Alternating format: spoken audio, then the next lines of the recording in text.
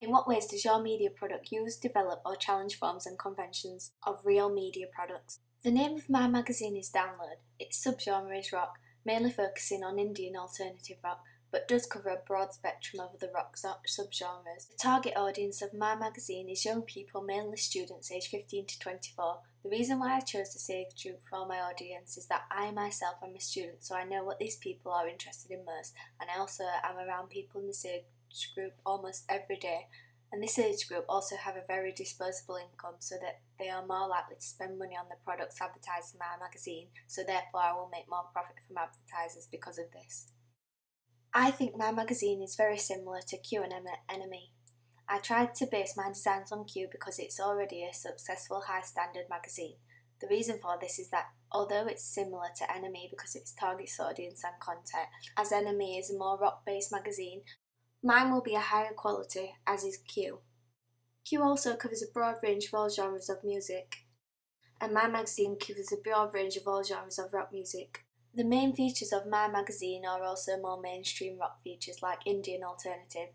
This is shown on my magazine through the use of various sound lines which include the band and artist names from across the genre, and it is also a main pull factor for readers, as if they see the name of a band that they like and are very popular, they'll buy the magazine.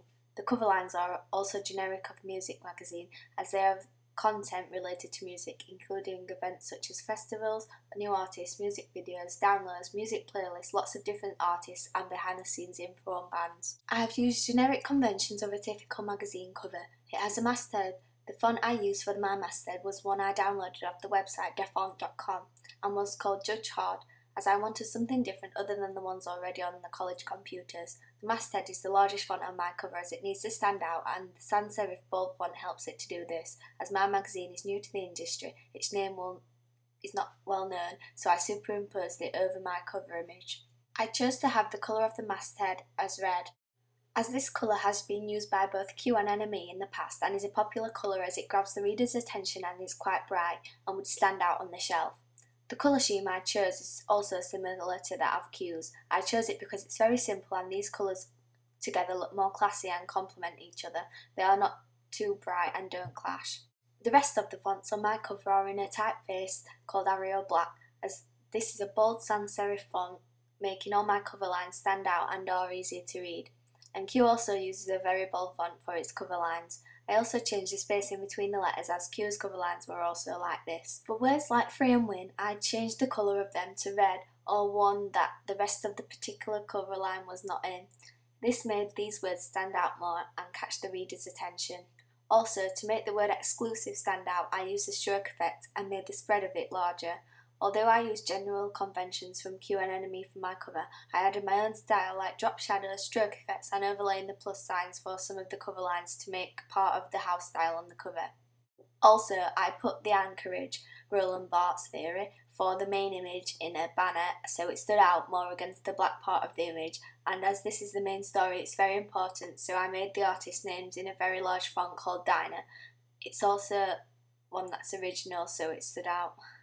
The most important thing on the cover of the magazine is the image. I chose to get my model to look directly at the camera as this is direct gaze. It makes the audience feel as though they are on the same level as the artist and they can relate to them. Also, as this image is of a female and this magazine has a main target audience of males, she is what some males would say is attractive to them and has been used as my front cover image for the male gaze. This is a theory by Laura Mulvey, 1975. I have chosen to use a mid shot of my artist as this is similar to that of Q's, and also it's a generic convention for the cover shot of a magazine to be a mid close-up shot. Throughout my 4 pages I have manipulated many images using Adobe Photoshop to make them look more appealing to the eye. For example, adding effects to shapes for my page number boxes and the arrows which are part of my house style, and removing spots from the skin using Clone Tool and playing with effects like the charcoal effect. Other general conventions include a barcode which has the issue number, price and date on it. I reshaped into different barcodes and the O1 on mine symbolises issue 1, as apparently this is what some major magazines use for showing the issue number. I used the program Adobe InDesign for my contents page and double page spread. This was better as it allowed for measurements to be taken with the ruler tools and I could make out where the margins columns guttering would exactly be on the page and where everything like images and text would be placed, and use the line tool to make dividers to separate things on the page like text and images, etc., which are all the general conventions of both these pages. I used inspiration from Q's double page spread and contents for most of my measurements, but with slight tweaks. I changed the content slightly after as it was too much like Q's. My double page spread was inspired by Q's. I have used a different type of image so it's not exactly the same, and the article I've written for it is totally different.